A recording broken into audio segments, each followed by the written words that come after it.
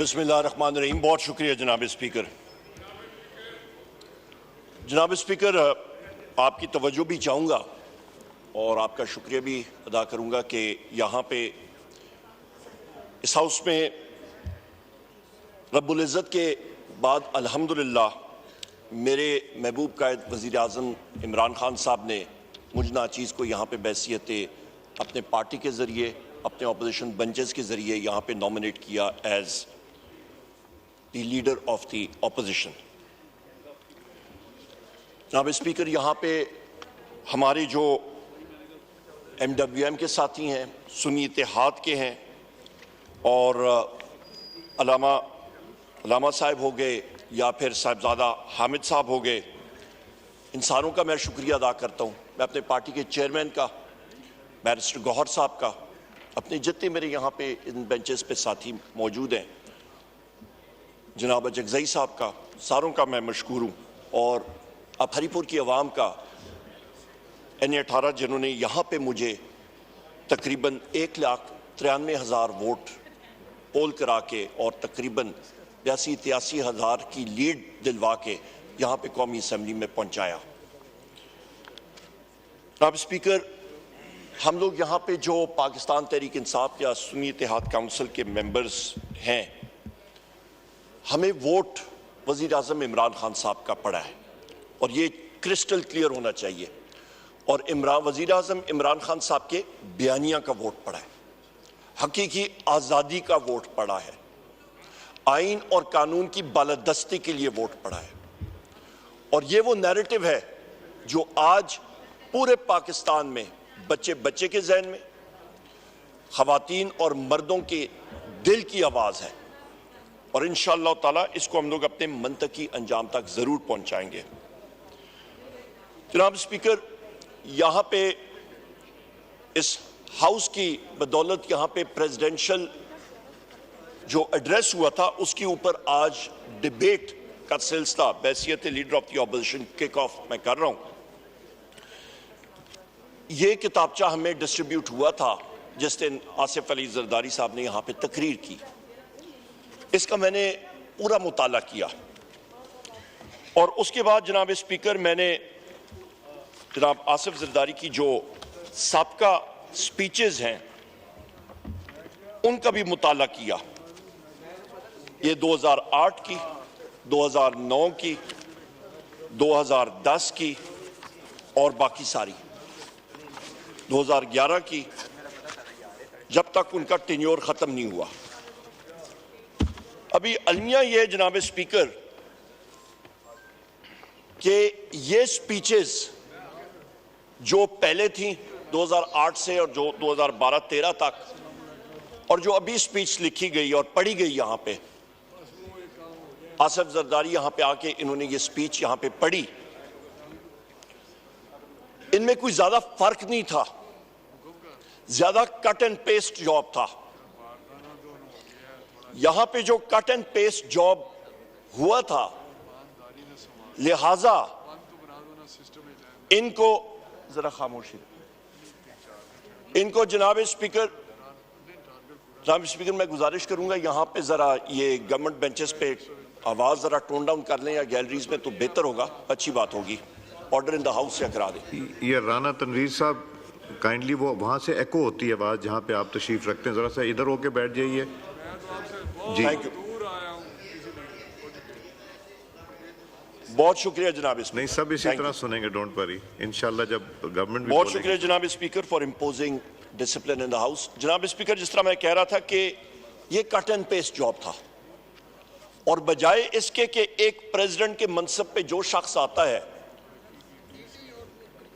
वो कोई ना कोई चीज सामने रखेगा इस हुकूमत के लिए, बिलखसूस उस दौरानिया में जिस वक्त पाकिस्तान पीपल्स पार्टी जो है उसने रिफ्यूज किया हुआ है कि वो इनके साथ हुकूमत में है भी और नहीं भी, ये भी एक अलमिया है। सो लिहाजा बजाय कोई मुस्बत प्रोग्राम देने के इस स्पीच में तो कोई इस तरह की खास चीज नहीं थी जिसके ऊपर हम लोग जवाब दे सके। जहां तक उन्होंने कहा कि डेमोक्रेटिक इंस्टीट्यूशंस के बारे में सो यही वो अलमिया है जनाब स्पीकर जहां से मैं आगाज करूंगा कि पाकिस्तान में इस वक्त जिस चीज का फौकदान है वो है सही जमहूरियत। यहां पे जनाब स्पीकर मैं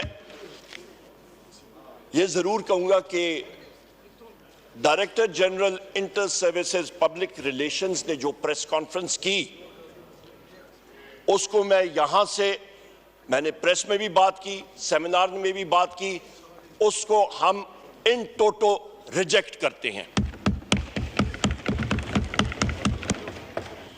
जनाब स्पीकर आपसे मैं गुजारिश करूंगा कि आप oath of an officer article 244 इस आइन की किताब का पेज नंबर 203 जरा मेरे साथ पढ़िएगा और देखिएगा। ये वो ओथ है जो कि हर एक कमीशन्ड ऑफिसर नेवी का, एयरफोर्स का और पाक फौज का जिस वक्त वो कमीशन हासिल कर रहा होता है उनको ये लेना पड़ता है। और एकेडमी जूनियर अंडर ऑफिसर उसने झंडा पकड़ा होता है और वहां पे ये ओथ पढ़ा जाता है। मैं पढ़ के आपको सुना देता हूं। I do solemnly swear that I will bear the faith and allegiance to Pakistan and uphold the Constitution of the Islamic Republic of Pakistan, which embodies the will of the people, that I will not engage myself in any political activities whatsoever, and that I will honestly and faithfully serve Pakistan in the Pakistan Army, Navy or Air Force as required by and under the law. May Allah Almighty help and guide me. Ameen. ये वो oath है जो DGISPR ने press conference की जनाब speaker, वो एक political press conference थी और यहां पे ये अंग्रेजी में जिसको कनंड्रम कहते हैं एक अलमिया आ जाता है। ये एक चीज प्रूव करता है कि उनके बयानिए में ही बाइपोलर डिसऑर्डर है। उनका बयानिया खुद ही कंफ्यूजन का शिकार है और वो इंटरफियर कर रहे हैं पॉलिटिकल रेल्म में जो सिर्फ और सिर्फ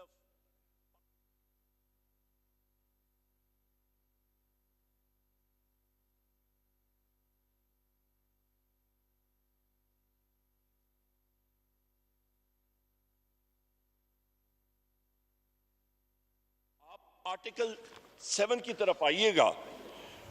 definition of a state page 7, ये इसी कॉन्स्टिट्यूशन की किताब में है। In this part, unless the context otherwise requires, the state यानी कि रियासत means the federal government, Majlis Shura parliament जहां पे हम लोग खड़े हैं और senate, a provincial government, a provincial assembly and such local or other authorities in Pakistan as are by law empowered to impose any tax or cess। यानी कि जनाब स्पीकर जो आइन इस पे जो रियासत की डेफिनेशन है वो इदारा है कौमी असेंबली, मरकजी हुकूमत, सूबाई हुकूमत, सूबाई असेंबलीज, TMA आपकी तहसील म्यूनिसिपल एडमिनिस्ट्रेशन आपकी या टाउन कमेटी जो आप पे टैक्स इंपोज कर सकती है वो रियासत है। पर जो सिक्योरिटी इदारे हैं जनाब स्पीकर वो रियासत नहीं है, वो रियासत के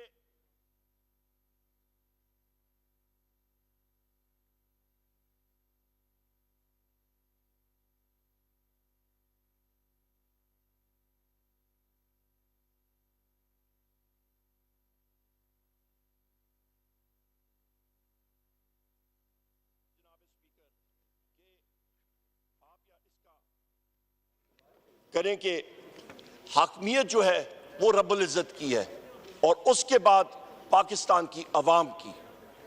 लिहाजा जनाब स्पीकर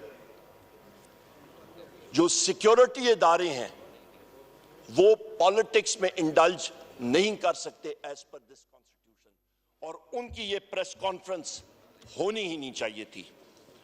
इसके साथ साथ जनाब स्पीकर आपकी अटेंशन मैं पेज 7 पे फिर मबजूल कराना चाहता हूं कि वहीं पे आ जाएं कि आप पढ़ लें कि आर्टिकल 5 क्या कहता है। आर्टिकल 5 इसी आइन का कहता है, loyalty to the state is the basic duty of every citizen. लिहाजा स्टेट जिसकी डेफिनेशन मैंने आपके सामने रख दी, जिस पे सिक्योरिटी के इदारे नहीं है, वो पार्लियामेंट है, वो इलेक्टेड गवर्नमेंट्स हैं, वो तहसील म्यूनिसिपल एडमिनिस्ट्रेशन हो सकती है, उनकी तरफ लॉयल्टी जो है वो हर एक शख्स, चाहे वो मुसल्ला अफवाज का मेंबर हो या वो सिविलियन हो, वो लाजिम है।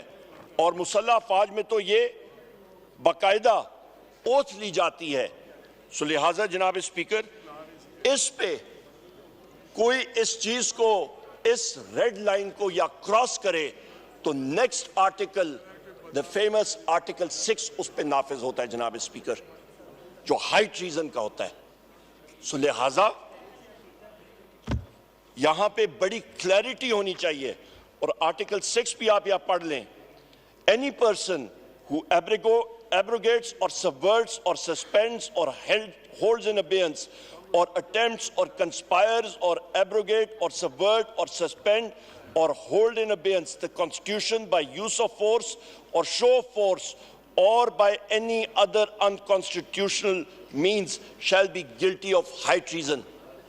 आइन वाजे है जनाब स्पीकर, कॉन्स्टिट्यूशनल लिमिट्स सारे इदारों की, चाहे वो जुडिशरी हो, चाहे वो आपकी गवर्नमेंट हो, चाहे जो इदारा हो, उसकी लिमिट्स क्लियरली डिफाइंड है।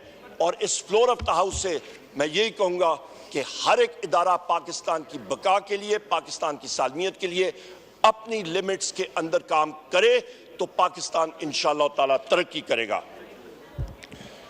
जनाब स्पीकर, यहां पे मैं इस बात पे भी आऊंगा कि आप जिस वक्त बात करते हैं आइन की और फ्रीडम ऑफ स्पीच की, तो आइन का आर्टिकल 19 भी पढ़ लें।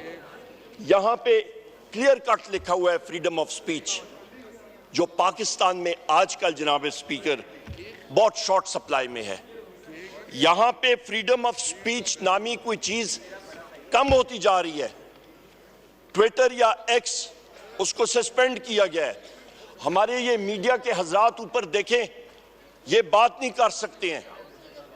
इंटेलिजेंस एजेंसीज का रोजाना इनको इंस्ट्रक्शंस आ रही होती हैं और मुझे पूरा यकीन है जो इस वक्त मैं ये स्पीच कर रहा हूं, यहां पे ये स्पीच वहां पे या उस पे ब्रेक्स आ रही होंगी या कमर्शियल ब्रेक्स में जा रही होंगी या टेलीकास्ट ही नहीं हो रही होगी। ये हमें मालूम है क्योंकि पाकिस्तान में इस वक्त, मैं पहले भी कहता हूं, आप लाइव जा रहे हैं जनाब स्पीकर, यहां पे तो हो रहा है पर वहां पे मुश्किल होता है, यहां पे ये नहीं होता। आर्टिकल 19 जरा पूरा पढ़िएगा। यहां पे जनाब स्पीकर, यहां पे ये चीजें जो है ये बिल्कुल ये कट के आती है। हमने देखा हुआ है जिस वक्त पहले भी डेप्यूटी स्पीकर साहब प्रिजाइड कर रहे थे जी, जिस वक्त आप उस वक्त प्रिजाइड नहीं कर रहे थे, वहां पे भी हमने यही चीज उठाई थी। जनाब स्पीकर, यहां पे हमने हमेशा से ये डिमांड किया है कि आपने, पीटीआई ने टाइम एंड अगेन बात की है कि एक 9 मई के हवाले से एक इंडिपेंडेंट जुडिशल कमीशन बनना चाहिए और जिसको एक्सेस होनी चाहिए तमाम सीसीटीवी फुटेजेस की। और ये जो है ट्रूथ मस्ट प्रिवेल जनाब स्पीकर, सच्चाई को सामने आना चाहिए। हम लोग आइन और कानून की बात कर रहे हैं, बिल्कुल ट्रूथ सामने आना चाहिए। मैं 19 पढ़ रहा हूं जी। यहां पे जनाब स्पीकर DGISPR ने बात की कि प्रायर ईयर 19 पढ़ दूं पूरा जी? जी मेरे पास है जनाब स्पीकर, आप पढ़ दीजिए। मैं पढ़ के आपको सुना देता हूं जी। Freedom of speech.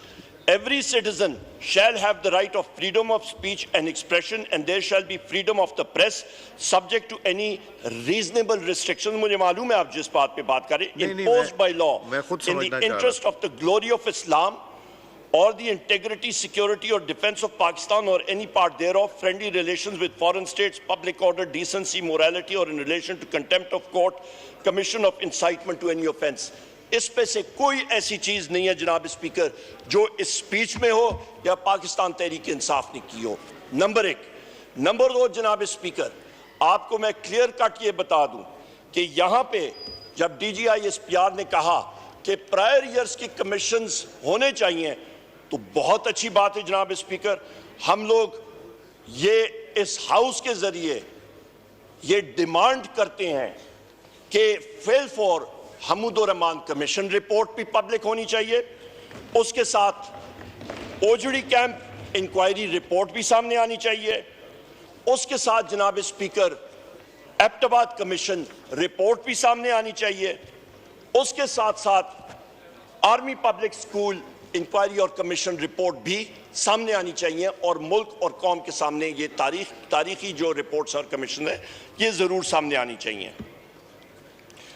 जनाब स्पीकर, यहां पे ये भी मैं कहता चलूं कि रूल ऑफ लॉ के जिस वक्त हम लोग बात करते हैं तो इस्लामाबाद हाई कोर्ट के 6 फाजल जज हजरात ने एक लेटर लिखा चीफ जस्टिस ऑफ पाकिस्तान काजी फैज ईसा साहब को और सुप्रीम जुडिशल काउंसिल को, और उन्होंने अपने खत में जिस चीज को हाईलाइट किया, जिस पे रोशनी डाली, वो थी कि उनके काम पे और उनसे नीचे उनकी जो सबसर्विएंट या लोअर जुडिशरी है उनके काम पे इंटेलिजेंस एजेंसीज का, और उन्होंने नेम किया, उन्होंने जो नाम लिया ये ना आपने ना मैंने या इस हाउस के किसी मेंबर ने नहीं किया, ये उन जज हजरात ने बाय नेम किया, क्योंकि वो अंडर प्रेशर आए थे और उन्होंने कहा था कि उनके काम पे इंटर सर्विसेज इंटेलिजेंस यानी कि ISI मुदाखलत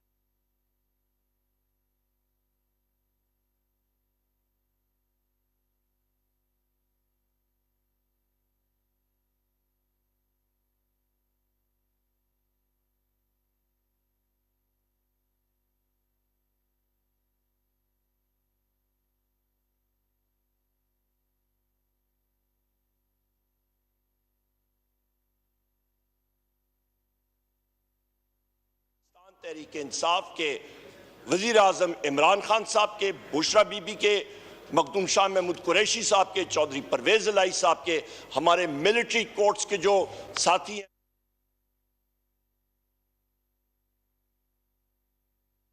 हमारे मर्द हजरात पाबंद सलासल हैं, उनके केसेस में जनाब स्पीकर ये सारी की सारी मुदाखलत हो रही थी और ये उन्होंने ऑन रिकॉर्ड लाया। इसके साथ साथ जनाब स्पीकर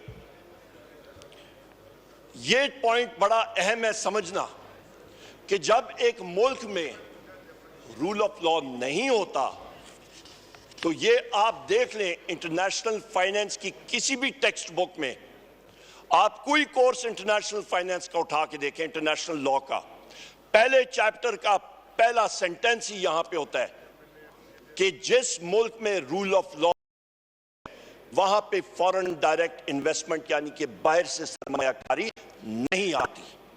वहां पे इसलिए नहीं आती जनाब स्पीकर कि उनका सरमाया या कैपिटल इनसिक्योर होता है, और वो आज अलमिया पाकिस्तान में हम लोग फेस कर रहे हैं।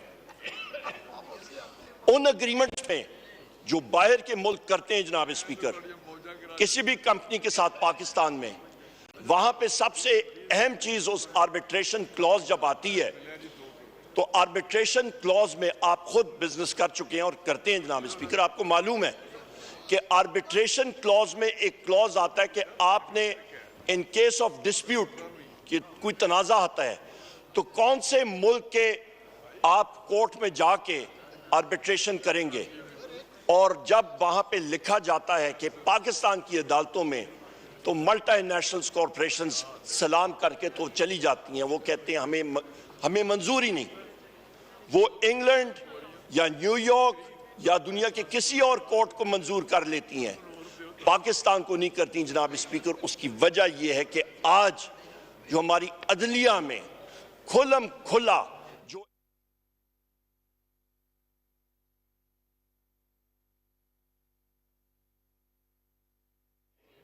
कि इस मुदाखलत में कल को जब मुदाखलत होगी उनका सरमाया जो है वो गैर महफूज हो जाएगा।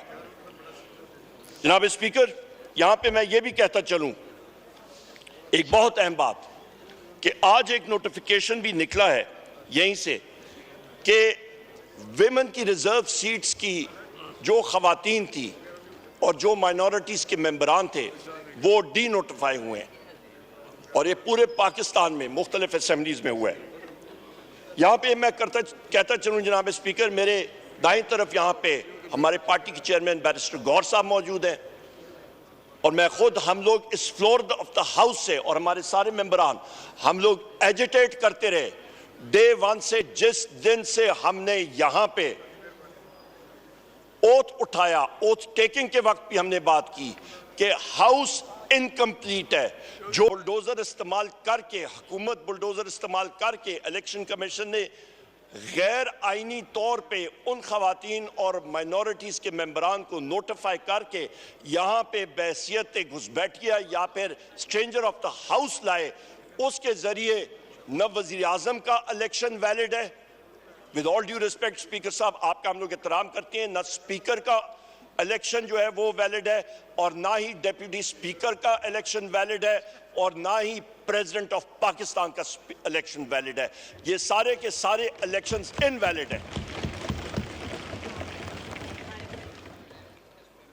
जनाब स्पीकर, हम लोग जी अपने टाइम पे सारी बातें कर लें जिन्होंने मर्जी है, पर यहां पे जनाब स्पीकर, यहां पे ये चीज क्लैरिटी होनी चाहिए। फिर जनाब स्पीकर, यहां पे बात आई कि 9 मई के हवाले से मटीरियल डैमेजेस के बारे में बात हुई, चलें उसके ऊपर भी बात करते हैं। तो जिस वक्त बेनजीर भुट्टो साहिबा का इंतकाल हुआ और जो बॉम्ब ब्लास्ट हुआ और शूटिंग अटेम्प्ट हुई, मेरी बात तो सुन ले भाई मेरी बात या कंप्लीट करें तो आप सुन लेंगे बात जी। भाई मेरी बात आप सुन ले तो पटेल साहब, नो क्रॉस टॉक। आप जब मेरी बात कंप्लीट होगी, जिस बॉम्ब ब्लास्ट की वजह से उनको शहीद किया गया था जनाब स्पीकर, उसका उस वक्त जनाब स्पीकर, मैं आपको ये बात क्लियर कर दूं कि जो पूरे मुल्क में वायलेंस हुई थी, उसकी आप या रकम आप या सामने लाएं जनाब स्पीकर, तो उसमें तकरीबन 27 दिसंबर 2007 को ये तकरीबन कॉस्ट बनती है जनाब स्पीकर $2 अरब, $2 बिलियन, और उस वक्त के एक्सचेंज रेट के हवाले से ये कॉस्ट तकरीबन बन जाती है 165 से 170 अरब रुपया। उसमें जनाब स्पीकर तकरीबन 63 railway station, 63 149 bogies, 29 locomotives, engines, train के इंजन्स, ये 2 दिन के अंदर अंदर ये तबाह बर्बाद हुए। और जनाब स्पीकर, कराची की या मैं बात करूं सिर्फ कराची की, तो जनाब स्पीकर, कराची में $1 अरब का उन 4-5 दिनों में नुकसान हुआ था कराची के शहर में, और उस वक्त का एक्सचेंज रेट आप लगाएं तो ये तकरीबन 80 से 90 अरब रुपए सिर्फ कराची की हम लोग बात कर रहे हैं। और ये टोटल जो कॉस्ट आती है, ये आपके जीडीपी का 8% हिस्सा बनती है। जनाब स्पीकर, मैं इस हाउस से और आपसे पूछना चाहता हूं, कितने लोग अरेस्ट हुए, कितनी इंक्वायरीज बनी, कितने लोगों को जेल में डाला गया, कितने लोगों को सजाएं हुई, कौन सी जुडिशियल इंक्वायरी बनी, कोई चीज हुई? $2 अरब, 160-170 अरब रुपए का नुकसान हुआ, पर कोई उसके ऊपर एक्शन नहीं हुआ। और फिर इल्जाम हम पे लगता है। यहां पे तो जनाब स्पीकर, इस पे भी मैं आता हूं, पेरिस में जहां पे जमहूरियत, वहां पे कहते हैं हम लोग जमहूरी मुल्क है, वहां पे 8 जुलाई 2023 को वहां पे राइट्स हुए, दंगा फसाद हुआ। फ्रेंच बिजनेसेस का ये फिगर मैं आपको दे रहा हूं, 1.1 अरब डॉलर जो है फ्रांस में ये नुकसान हुआ। जनाब स्पीकर, ये फैक्ट्स मैं आपके सामने रख रहा हूं। यहां पे तो जनाब स्पीकर, मैं यहां पे क्लियर कट कर दूं कि 9 मई एक बहाना था, वजीर आजम इमरान खान निशाना था।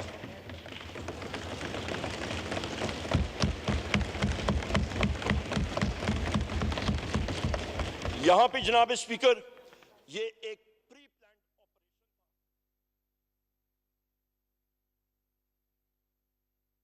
के खिलाफ तशद्दुद किया गया, जिसके खिलाफ ये सारा ऑपरेशन किया गया। विक्टिम्स हम लोग हैं। यहां पे तो ब्लेम द विक्टिम की बात आ जाती है। सेक्रेटरी इंटीरियर को बुलाया गया और उससे पूछा गया, जुडिशियल कॉम्प्लेक्स में सीसीटीवी कैमरास गायब हो गए, उससे पूछा गया, एविडेंस मुख्तलिफ जगहों का गायब हो गया। सेक्रेटरी इंटीरियर कहता है मुझे तो पता ही नहीं। जनाब स्पीकर, ये एविडेंसेस कौन उठा के लेके जा रहा है? सेपरेशन ऑफ एविडेंस, जो आपका सबूत गायब करना, ये तो कानून की खिलाफ वर्जी है और जुर्म है, और ये पीपीसी के तहत ऑब्स्ट्रक्शन ऑफ जस्टिस है, और इसके खिलाफ उन अशखास के ऊपर ट्रायल होता है और वो जेल में जाते हैं। यहां पे मैं ये भी कहता चलूं जनाब स्पीकर, ब्लैक डेज के बारे में बात आती है। अभी आप तारीख का जरा मुताला कर लें। 11 मार्च 1971 इस दिन उस वक्त के सदर जनाब जनरल याहिया साहब जाके मिले शेख मुजीबुर रहमान साहब से, और इसलिए मिले कि कौमी असेंबली की सेशन का डेट फिक्स करने।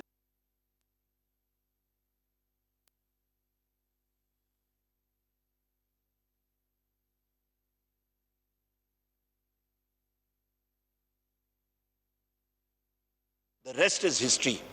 उसका फिर उस सानिया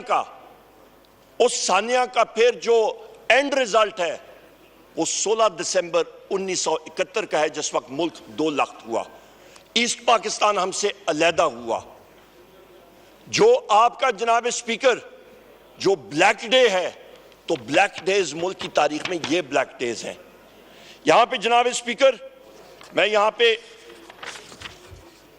यह भी वाजे कर दूं कि वो फैसला जनरल याहिया साहब के वाहिद उसका था, इसमें पाकिस्तान आर्मी इन्वॉल्व नहीं थी, फर्दे वाहिद का डिसीजन था। और इसी तरह लंदन प्लान में पाकिस्तान आर्मी मुलवस नहीं थी, एक फर्दे वाहिद का डिसीजन था। जनाब स्पीकर, बारहा बार मेरे वजीर आजम इमरान खान साहब ने एक बात कही है, और हम सब ये बात डिमांड करते हैं कि कमिश्नर रावलपिंडी जनाब लियाकत चट्टा जो हैं वो सीन से किधर गायब हो गए? उन्होंने तो सनसनीखेज इंकशाफात किए 8 फरवरी 2024 के इलेक्शन के हवाले से। उन्होंने क्लियर कट बताया कौम को कि किस तरह रात को दिन में और दिन को रात में तब्दील किया गया। आपका फॉर्म 47 के जरिए 70 और 80 हजार की लीड्स के लोगों को 24 घंटे के अंदर अंदर तब्दील किया गया, स्टफिंग्स की गई, टेक्निकली उनको उड़ाया गया। जनाब स्पीकर, अंग्रेजी में कहते हैं this is indeed a shameful act.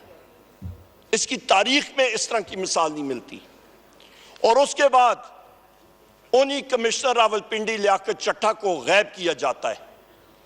4-5 दिन वो कहीं पे चिल्ला काटते हैं, हिमालय या हिंदू कुश की पहाड़ियों की चोटी पे, शायद केटू की चोटी में गए होंगे। सर्दियों का मौसम था, 4 दिन केटू की चोटी पे वो या नंगा पर्वत की चोटी पे वो चिल्ला काट के जिस वक्त वापस आए तो माशाल्लाह उनका सॉफ्टवेयर अपडेट हो चुका था। ये एक अलमिया है जनाब स्पीकर, जो हमारी तारीख का एक बहुत बड़ा स्याह बाब है। जनाब स्पीकर, रावलपिंडी कमिश्नर लियाकत चट्टा को फिलफोर एक कमीशन के सामने बुलाया जाए। एक इंडिपेंडेंट कमीशन आपके 8 फरवरी के इलेक्शन के ऊपर जुडिशल कमीशन बनना चाहिए, और दूध का दूध और पानी का पानी होना चाहिए, जिसकी वजह से यहां पे 94 नहीं इंशाअल्लाह ताला 180 मेंबरान पाकिस्तान तहरीक इंसाफ के होंगे।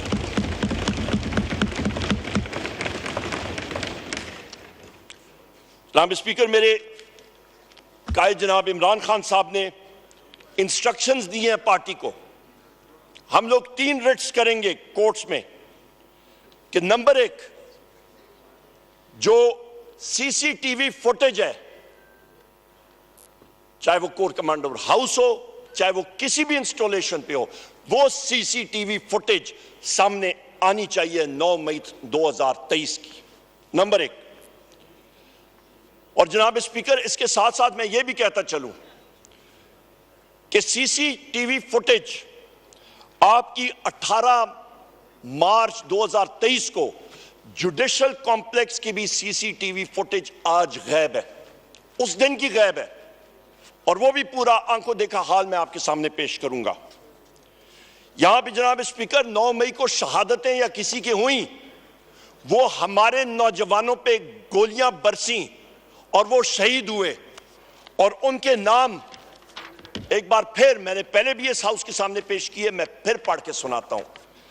यहां पे मिर्जा नादिर शहजाद, बिलावल शिनवारी, सैफुल्ला, मोहम्मद राशिद, अब्दुल्ला वजीर, जाहिदुल्ला, रिजवान अहमद, जावेद अकाखेल, सिकंदर, अबरार अहमद, उमर अजीज, अब्दुल कदीर, इब्राहिम, जावेद गुल, जाकिर, ये वो 15 नौजवान हैं जनाब स्पीकर जो इस दुनिया में नहीं रहे।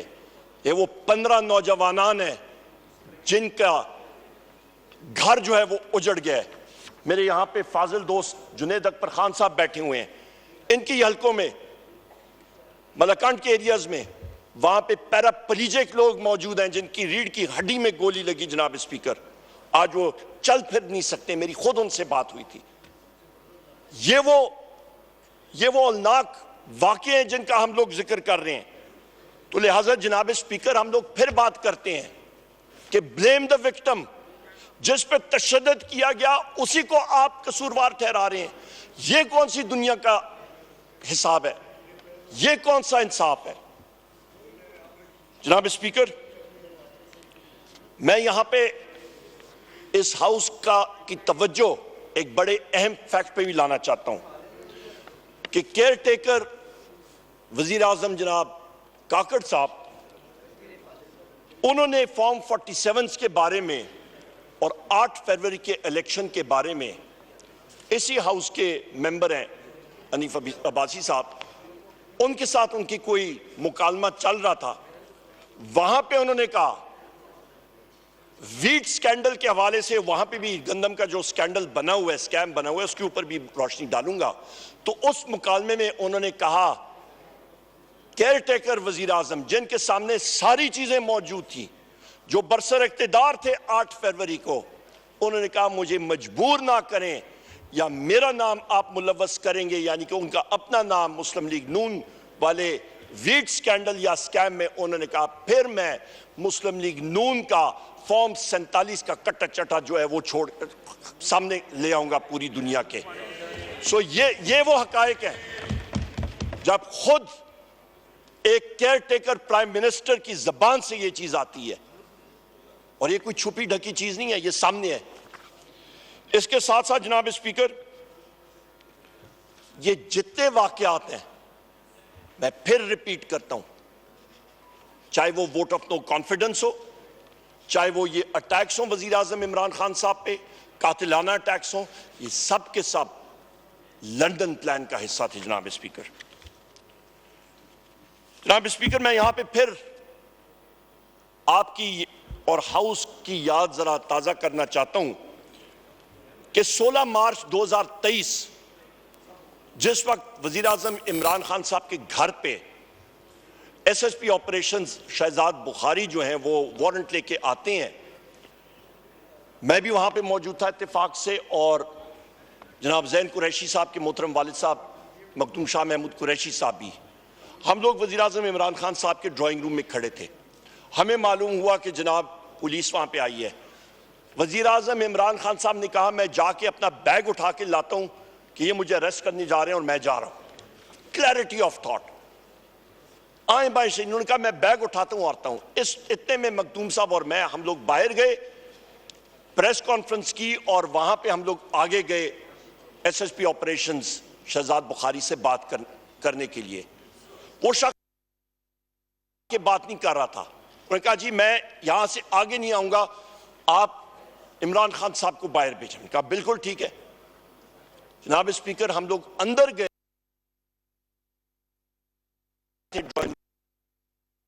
टीयर गैस का सीधा उनकी लॉन में, बगैर किसी प्रोवोकेशन के, बगैर किसी वजह के, कोई बदअमनी नहीं थी। वजह यह थी जनाब स्पीकर कि वो प्लान था वजीर आजम इमरान खान साहब को अबडक्ट करने का, उनको यरगमाल बनाना या उनको वहां से किडनैप करने का। अबडक्शन प्लान था सारे का सारा। उसके बाद जनाब स्पीकर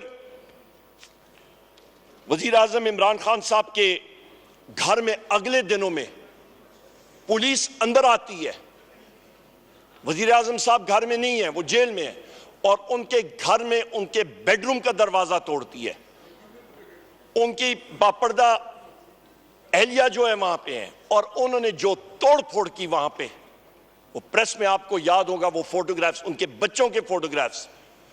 जो चीज इंसान को जो यादें होती हैं जनाब स्पीकर, फोटोग्राफ्स वो चीज होती है। ये मटीरियलिस्टिक चीजें कोई मानी नहीं रखती। वो यादें जो होती हैं औलाद की, फैमिली की, वो सबसे अहम होती हैं। सारा कुछ तोड़ फोड़ हो गया, चोरी कर ली पुलिस ने। पंजाब पुलिस तो इस वक्त जनाब स्पीकर, जो इस वक्त का आईजी है, जिसको मैं टाउट कहता हूं मुस्लिम लीग नून की गवर्नमेंट का, उसका एक ही काम है, सबसे इनडिसिप्लिन फोर्स आज डॉक्टर उस्मान के नीचे एक पंजाब पुलिस की इनडिसिप्लिन फोर्स आज ऑपरेट कर रही है, जो एक दहशतगर्द फोर्स बन चुकी है, अनट्रेन्ड और दहशतगर्द फोर्स जनाब स्पीकर। मैं ये आईजी पंजाब के नाम के साथ जो आपने लफ्ज इस्तेमाल किया वो एक्सपंज कर रहा हूँ। वो टाउट नहीं है जनाब स्पीकर, वो फिर क्या है? नहीं, ये मुनासिब नहीं है। चले, जो आदमी अपने आप को डिफेंड नहीं कर सकता हाउस में आके, वो ऐसे चले जनाब जी। टाउट नहीं है, कोई और लफ्ज फिर अली मोहम्मद खान आप सोच लें कोई और अच्छा सा। गुलू भट्ट ठीक है जनाब स्पीकर। जनाब स्पीकर, यहां पे मैं फिर जुडिशल कॉम्प्लेक्स के हवाले से बात करता हूं। जनाब स्पीकर, मुश्ताक साहब हंस रहे, वो कहते हैं जी अभी इसको एक्सपंज कराया, कोई और आ जाएगा लफ्ज। ठीक है जनाब स्पीकर, यहां पे मैं आपको जनाब स्पीकर याद कराता हूं 18 मार्च 2023 को ही उस जुडिशल कॉम्प्लेक्स श्रीनगर हाईवे से जब आप G11 की तरफ मुड़ते हैं, सबसे आगे मेरी गाड़ी थी और मैं इंतजार कर रहा था। वजीर आजम इमरान खान साहब की गाड़ी मुझसे 150 मीटर पीछे थी और हम लोग वो कंटेनर्स के साथ थे और हमने कहा जी उनकी गाड़ी हम लोग अंदर की तरफ करेंगे कि जुडिशल कॉम्प्लेक्स में बाहिफाजत चले जाएं। बगैर किसी वजह के इस्लामाबाद के पुलिस के लोगों ने ऊपर से पहले पथराव शुरू किया, जिस तरह के टोटली अनडिसिप्लिन्ड एक फोर्स होती है। पथराव, कोई वजह नहीं थी, उनकी गाड़ी 150 मीटर पीछे थी और उसके बाद जनाब स्पीकर स्ट्रेट फायरिंग करके टीयर गैस शेलिंग। जब वहां पे वजीर आजम इमरान खान साहब की गाड़ी उस टर्निंग पे भी, उस मोड़ पे भी आई, तो वहां पे टीयर गैस शेलिंग के बादल थे। उनको बड़ी मुश्किल से हम लोग आके लेके जा रहे थे।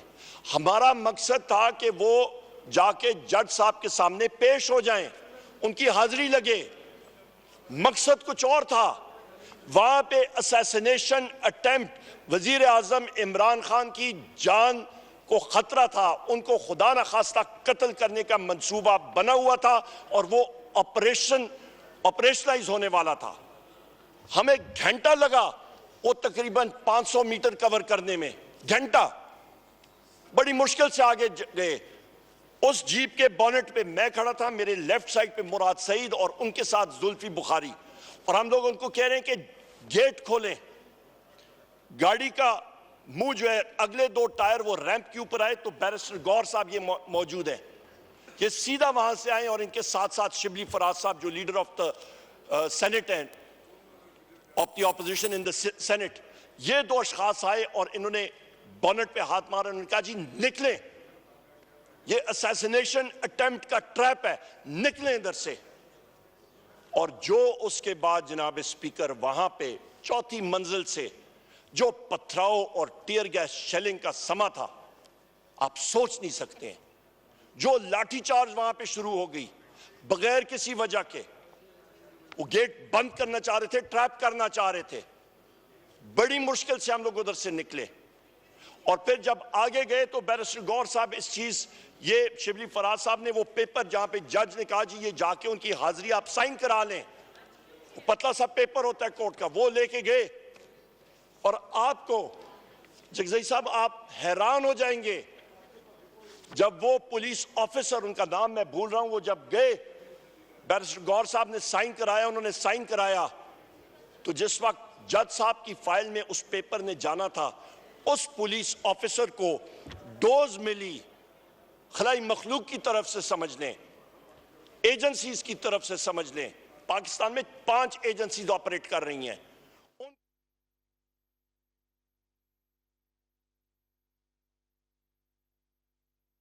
खा गया, निकल गया कागज, वो पुलिस ऑफिसर निकल गया एसएसपी। ये हालात है जनाब स्पीकर, ये फैक्ट्स आपको बता रहा हूं। इन हालात में जनाब स्पीकर, ये क्यों आपको मैं बता रहा हूं, ये रूल ऑफ लॉ जिस मुल्क में नहीं होगा तो कहां पे डेमोक्रेसी।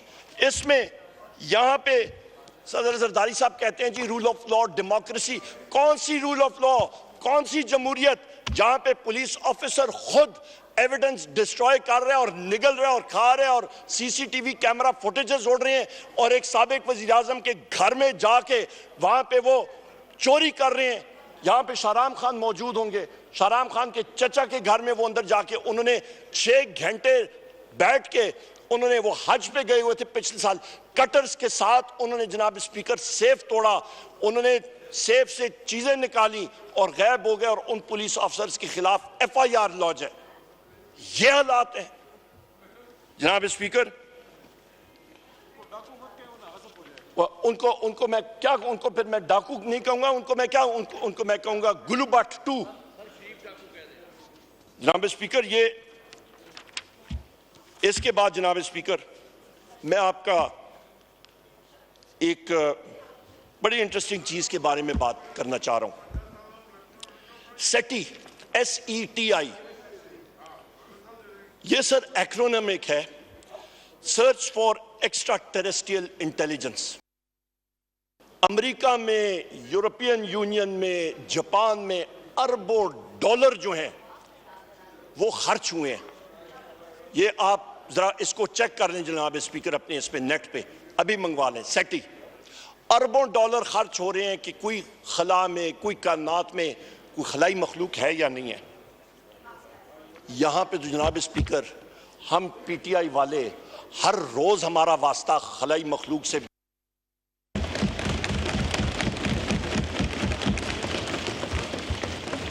मसला एक है, वहां पे दुनिया में वो खलाई मखलूक को देखते हैं, उनकी उड़न तश्तरियों के खोज में लगे हुए हैं। हमारी खलाई मखलूक जनाब स्पीकर वीगर डालों में आती है, ये मसला है, और रात को टेंटेड ग्लास में आती है, नंबर प्लेट कुछ होता है, और बंदों को उठा के ले जाते हैं, और फिर जो तशद्दुद होता है आप सोच नहीं सकते हैं जनाब स्पीकर। यही वो एक्शंस हैं जिसके ऊपर हमारे इन बहादुर जज हजरात ने लिख के, इस्लामाबाद के जज हजरात ने, 6 जजेस ने लिख के सुप्रीम जुडिशल काउंसिल को भेजा है, और जुडिशरी खड़ी हो गई है, और हम उनको सलाम पेश करते हैं, उनकी बहादुरी को जनाब स्पीकर।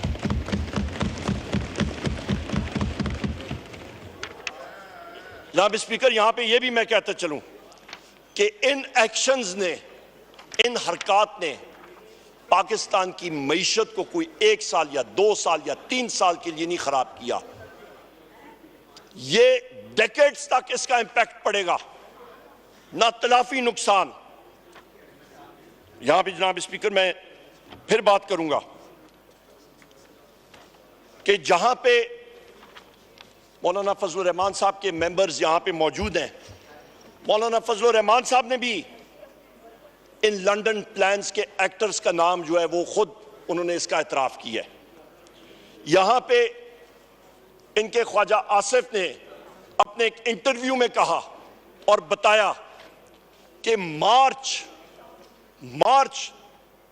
2019 में उनकी गुफ्तगू शुनी जनरल बाजवा साहब के साथ शुरू थी, वो तो बीच में कोविड आ गया और वो चीज डिले हो गई और ताखीर में चली गई, वरना टारगेट वजीर आजम, हदफ वजीर आजम इमरान खान साहब की हुकूमत और खुद वजीर आजम इमरान खान साहब थे।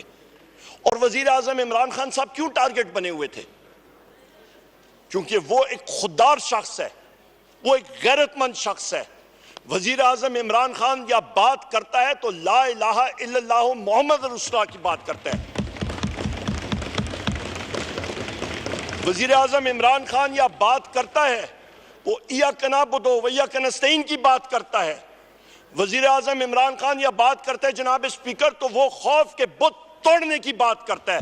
और हम लोग यहाँ पे जितने लोग हैं, हमने खौफ के बुत तोड़ के यहाँ पे आए हैं। यहाँ पे पीटीआई के लोग जो हम लोग यहाँ पे आए हैं जनाब स्पीकर, हम लोग कुंदन बन के एक आग का दरिया अबूर करके आए हैं। और हम लोग इंशाअल्लाह ताला जमहूरियत के लिए और आइन और कानून के लिए आखिरी दम तक हम लोग कोशा रहेंगे जनाब स्पीकर।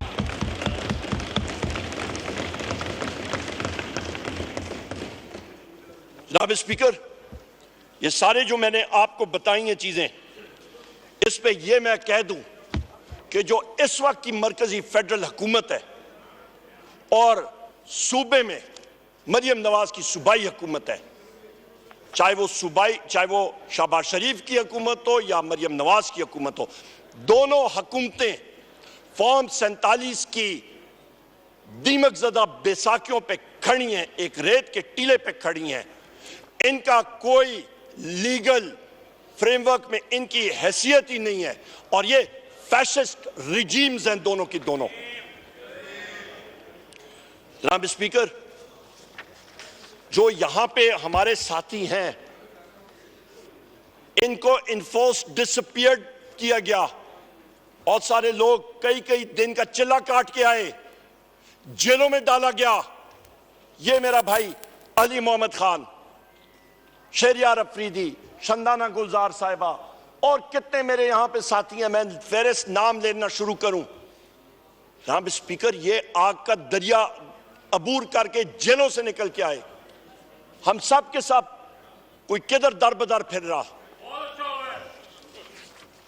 जनाब स्पीकर, यहां पे मैं आपको बताऊं कि तकरीबन एक हमारे सीनियर पार्लियामेंटेरियन थे, रात को 12:30 बजे मुझे कॉल आती है और दूसरे एंड पे उस पार्लियामेंटेरियन के फोन पे जनाब स्पीकर उनके घर में खलाई मखलूक वाले पहुंचे हुए थे, पंजाब पुलिस वाले पहुंचे हुए थे। उसके 26-27 साल बेटे को वो मार रहे, धड़ाधड़ मार रहे, उसकी चीखें थी।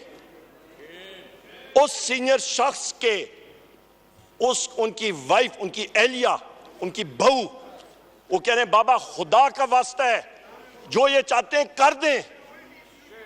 और वो कहते हैं उमर भाई मैं क्या करूं, मेरे बेटे की जिंदगी का मसला है।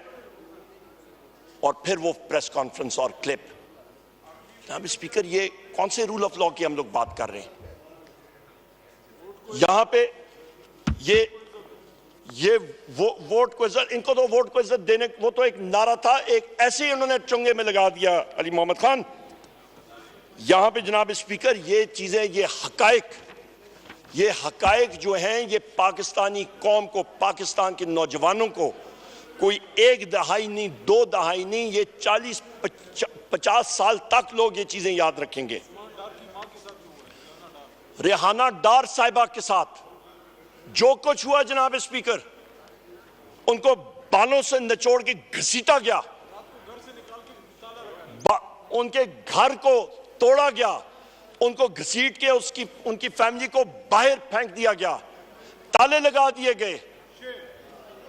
उस्मान डार के साथ क्या हुआ, उमर डार के साथ क्या हुआ, मैं कितने कितने नाम दूं। ये दिल खून के आंसू रो रहा है जनाब स्पीकर। हमारी तो एक दास्तान है जनाब स्पीकर। बिल्कुल, इबाद फारूक साहब का छोटा बेटा फौत हो गया जनाब स्पीकर। वो ये रंजिश बर्दाश्त नहीं कर सका, बेटे के जनाजे के लिए पीछे सिक्योरिटी वाले लोग खड़े थे, बेटे का जनाजा भी वो बेचारा नहीं पढ़ सका। ये हालात थे जनाब स्पीकर। जनाब स्पीकर, जिले शाह हमारा शहीद, उस बेचारे को, एक मासूम रूह, उसके साथ बेदर्दी के साथ तशद्दुद करके उसको शहीद किया गया। ये वो हकायक हैं जनाब स्पीकर। अरशद शरीफ भाई हमारे जो हैं, बिल्कुल हमारे जितने साथी हैं जनाब स्पीकर, अरशद शरीफ भाई के साथ उनकी कमीशन रिपोर्ट, आज तक वो चीज सप्रेस्ड है।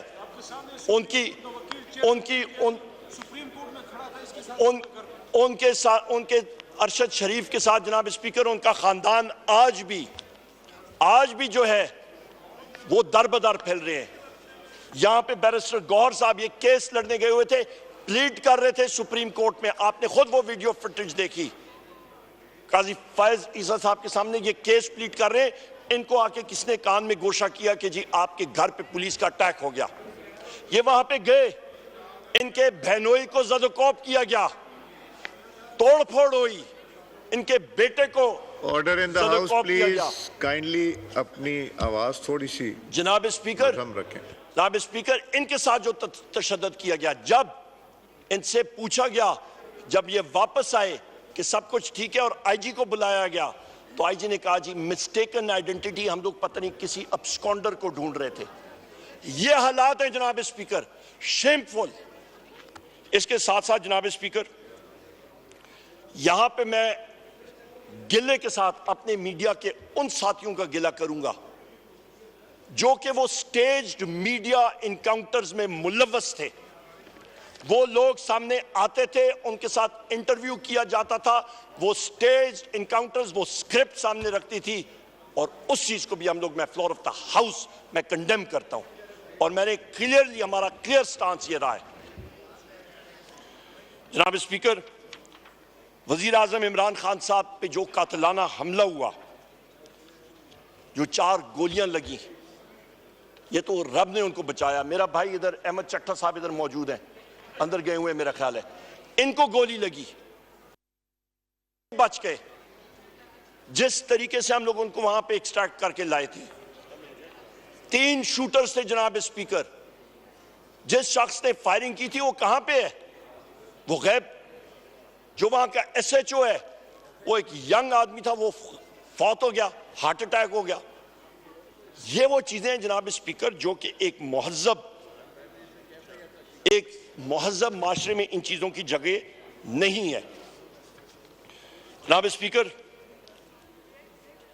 यहां पे मैं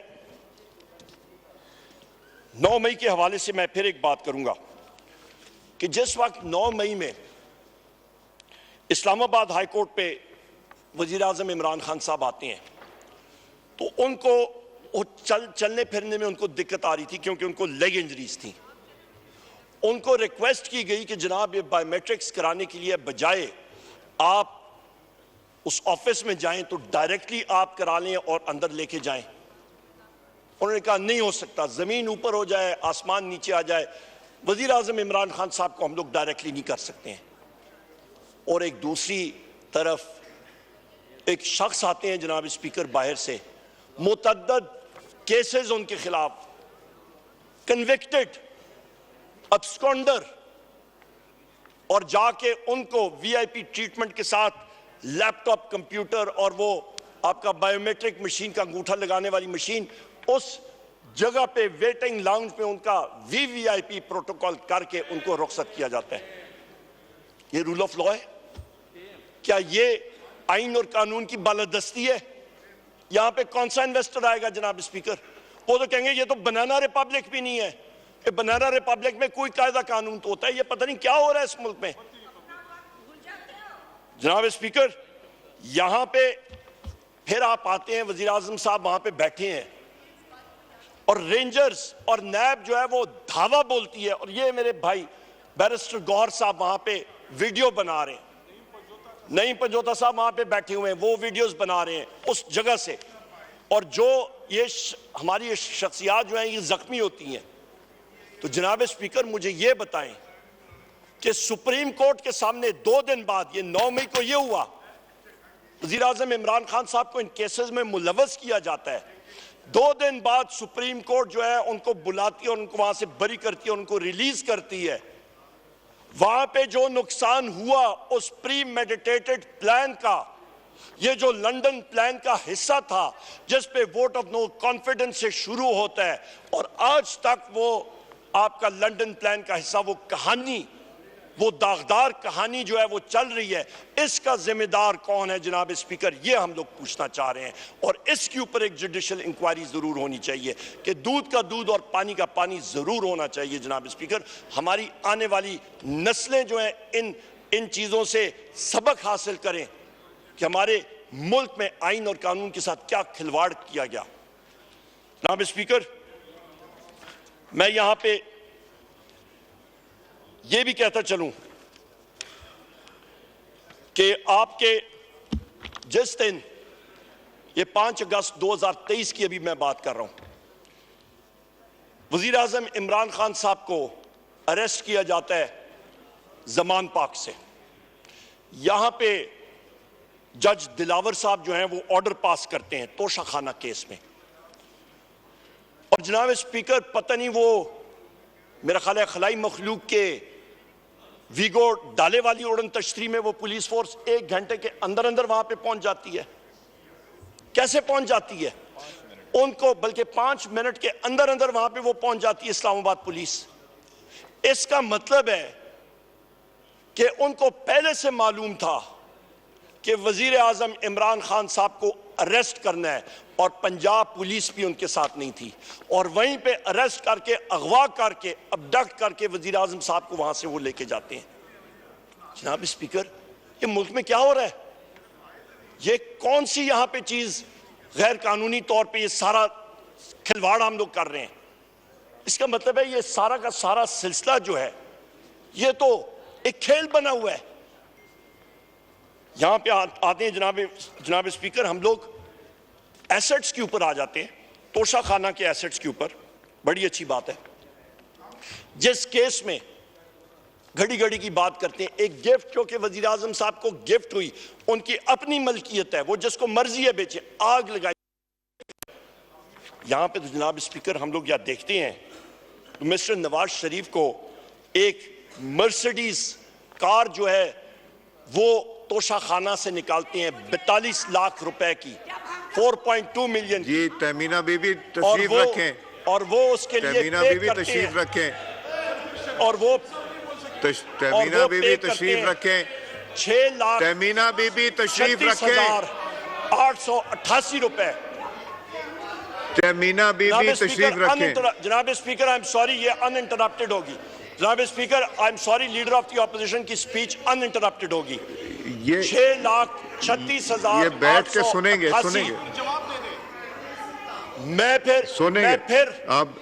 मैं फिर बात करता हूं जनाब स्पीकर। नवाज शरीफ ने 6,36,888 रुपए अदा करके गैर कानूनी तौर पे मर्सिडीज बेंज को हड़प कर लिया। एक प्याजे घड़ी 10,05,000 रुपए की ली। डेलेकोर वॉच घड़ी 32 लाख रुपए की ली। एक चुपार्ड वॉच वो गायब हो गई। कई सोने की और आपके पर्ल के नेकलेसेस जो हैं वहां से लिए गए। डायमंड्स के कफलिंग्स जो हैं वो लिए गए। अंगूठियां सोने की ली गई तोशा खाने से। और जनाबे वाला, ये रिकॉर्ड का हिस्सा है, आप तोशा खाना का रिकॉर्ड मंगवा लें। मैं एग्जैक्ट डेट आपको बताता हूं। 13 फरवरी 2016 को 16.25 मिलियन यानी कि 1,62,50,000 रुपए की गिफ्ट्स सिर्फ 32,88,000 रुपए दे के वो ले रहे हैं। जनाब स्पीकर, जेल में इन साहिबान को नहीं होना चाहिए, या फिर आपके मौजूदा तौर पे प्लेटलेट्स जो हैं वो गायब हो जाते हैं, नीचे चले जाते हैं, और जिस वक्त कुर्सी संभालने का टाइम आ जाता है तो फिर प्लेटलेट्स भी ठीक हो जाते हैं, फिर हरियाली भी आ जाती है, फिर सब कुछ ठीक हो जाता है। पर मसला ये है कि वजारत उज़्मा की कुर्सी पे भाई बाजी ले जाता है, वो बेचारे साइड पे रह जाते हैं। ये मसला है जनाब स्पीकर। इस पे एक और चीज मैं भूल गया। यहां पे फ्रूट खाने वाले मतलब शौकीन होंगे, वो तोशा खाने में अनानास, पाइनएप्पल, वो पाइनएप्पल भी आए, वो भी गायब हो गए।